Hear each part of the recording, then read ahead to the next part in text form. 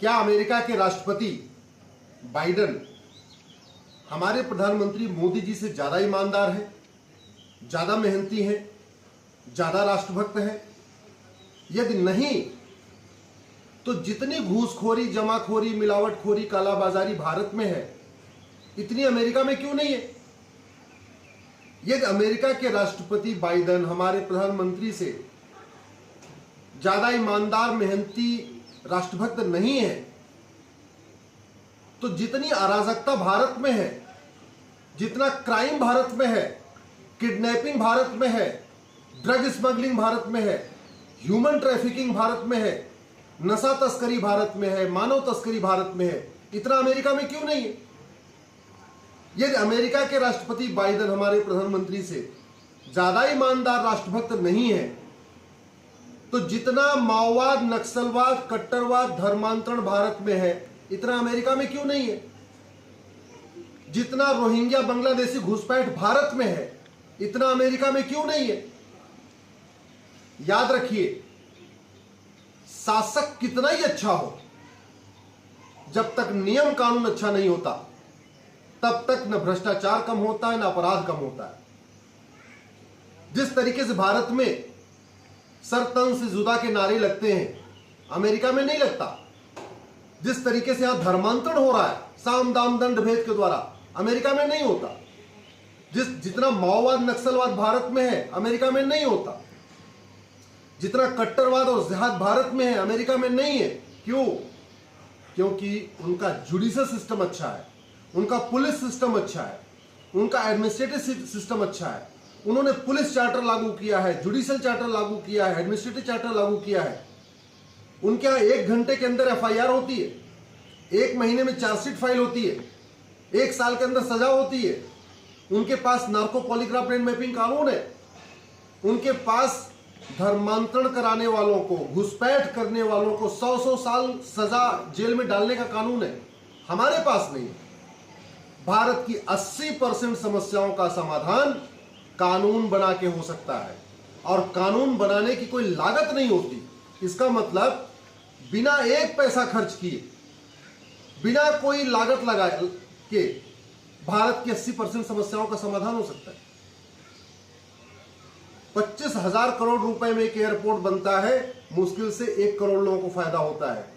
और एक कानून बना दिया जाए जिसकी कोई लागत नहीं है, पूरे देश को फायदा होगा। इसलिए मैं आप सबसे कहता हूं, दल गुलामी छोड़िए, पार्टियों की चमचागिरी छोड़िए, नेताओं की चमचागिरी छोड़िए। आप जिस भी पार्टी में हैं, मैं ये नहीं कह रहा हूं कि सब लोग अपनी अपनी पार्टी छोड़ के बीजेपी ज्वाइन कर लीजिए, मैं ये नहीं कह रहा हूं। मैं केवल इतना कह रहा हूं कि जिस भी पार्टी में हैं आप, पुलिस रिफॉर्म की मांग करिए, जुडिशियल रिफॉर्म की मांग करिए, इलेक्शन रिफॉर्म की मांग करिए।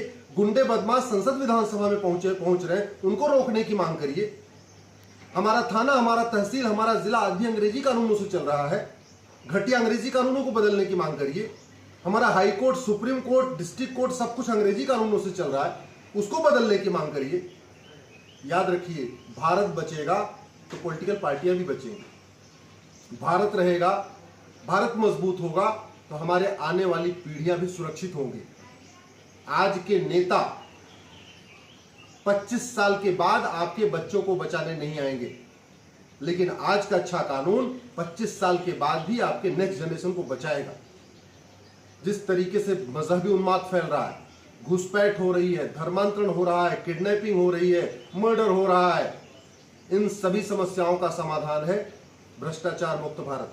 और भ्रष्टाचार को जड़ से खत्म करना बहुत आसान है। सिंगापुर में भ्रष्टाचार नहीं है, जापान में नहीं है, अमेरिका में नहीं है, कोरिया में नहीं है। इसका मतलब भ्रष्टाचार लाइलाज बीमारी नहीं है।